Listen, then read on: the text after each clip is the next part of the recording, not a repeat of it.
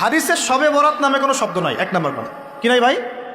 শবে বরাত নামে কোনো শব্দ নাই, আছে লাইলাতুন নিসফুম মিনাশ শাবান, শাবান মাসের মধ্য রজনী। শাবান মাসের মধ্য রজনী।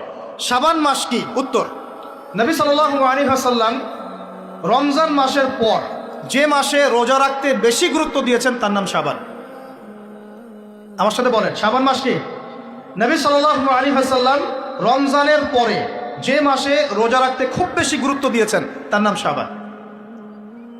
আয়েশা রাদিয়াল্লাহু আনহা তিনি বলতেন যে শাবান মাস আসলে নবী সাল্লাল্লাহু আলাইহি ওয়াসাল্লাম এত বেশি বেশি রোজা রাখতেন যে মনে হতো তিনি রোজা ছাড়বেনই না, সারা মাস রেখে ফেলবেন। বেশি থেকে বেশি রোজা রাখতেন শাবান মাসে। প্রশ্ন হচ্ছে কেন? উত্তর, এমনিতে এই মাসটা বরকতময় এবং এই মাসে আল্লাহ পাক তার রহমতে বিপুল সংখ্যক মানুষকে জাহান্নাম থেকে মুক্তি দান করেন।